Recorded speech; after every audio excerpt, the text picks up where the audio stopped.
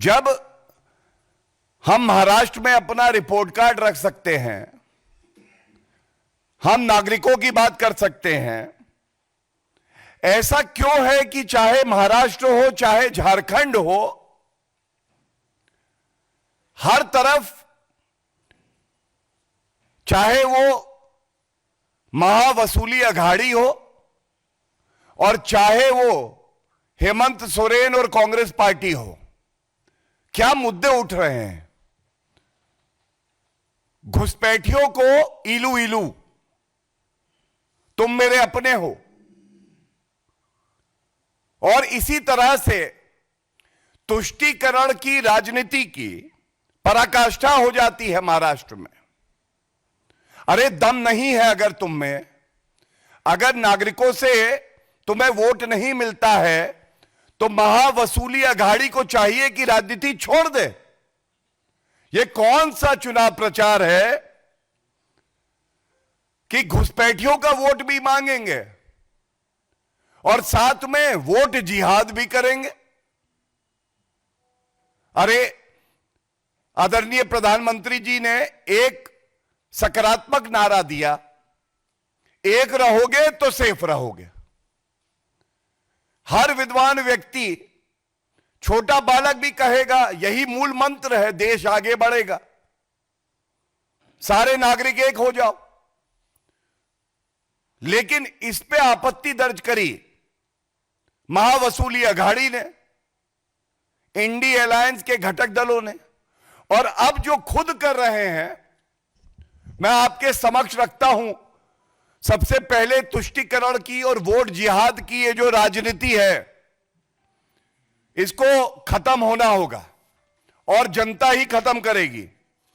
मेरे हाथ में देखिए एक खबर है, all India Muslim personal law board और मौलाना सज्जाद नोमानी ये कहते हैं महाराष्ट्र 2024 के विधानसभा चुनाव का असर न सिर्फ राज्य के भविष्य पर बल्कि पूरे देश के भविष्य पर पड़ने वाला है। हमने वहां महाविकास अघाड़ी की 269 सीटों पर समर्थन का फैसला किया है। महाविकास अघाड़ी के अलावा हमने कुछ सीटों पर दूसरी पार्टी के लोगों का समर्थन देने का भी फैसला किया है। All India Muslim personal law board, Sajjad Nomani जब यह फैसला धर्म को देख के मुसलमानों को अपील करके करते हैं तो इसी को वोट जिहाद कहा जाता है।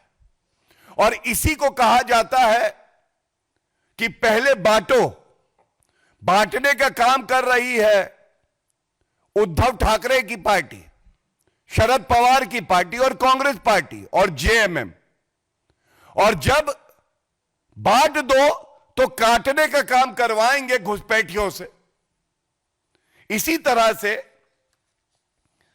ये अकेली अपील नहीं है, ये झारखंड में जमायत उलमा लोहरदगा ये क्या कहते हैं, हम मुसलमानों से अपील करते हैं कि इंडी अलायंस को वोट करो। महाराष्ट्र से लेकर झारखंड तक मुसलमानों को अपील हो रही है कि आप वोट करिए और वोट करिए इंडी अलायंस के लिए। तो यह आज पूछा जाएगा और मजबूती से पूछा जाएगा, कृपया करके ये बताइए, ये वोट जिहाद नहीं है तो और क्या है? संविधान का उल्लंघन नहीं है तो और क्या है? मॉडल कोड ऑफ कॉन्डक्ट का वायलेशन नहीं है तो और क्या है? रिप्रेजेंटेशन ऑफ पीपल्स एक्ट का वायलेशन नहीं है तो और क्या है? और इसके साथ एक बात और स्पष्ट करनी पड़ेगी। देखिए, कल झारखंड में मैं स्वयं था और भगवान बिरसा मुंडा जी की 150वीं 150th जयंती थी। क्या सीख थी भगवान बिरसा मुंडा की? कि अपनी माटी के लिए हम प्राण न्यौछावर कर देंगे। और किस तरह से माटी की लड़ाई में जेएमएम और कांग्रेस पार्टी घुसपैठियों को लाके कह रही है माटी भी लो, और कांग्रेस पार्टी के प्रभारी हैं झारखंड के, गुलाम मीर, इनके शब्दों को मैं शब्दशाप आपके समक्ष रखता हूं। क्या कहते हैं ये? 1 दिसंबर से गैस सिलेंडर सिर्फ 450 में मिलेगा। ना उसमें हिंदू देखा जाएगा, ना मुसलमान देखा जाएगा, ना घुसपैठिया देखा जाएगा, ना घुसपैठिया देखा जाएगा। तो ये कहा जाएगा ऐसी क्या है मजबूरी, जेएमएम, कांग्रेस, महावसूली अघाड़ी कि घुसपैठिए है जरूरी?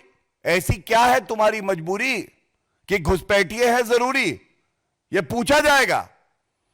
और मैं एक बात बहुत स्पष्टता से कह दूं, माटी की जब बात करते हैं, इसी तरह से महाराष्ट्र में भी वोट जिहाद के साथ एक सोच को महावसूली अघाड़ी आगे बढ़ा रही है। जो मराठी मानुष है, जो हिंदू है, उनकी जमीन कब्जाओ, वक्फ बोर्ड को दे दो।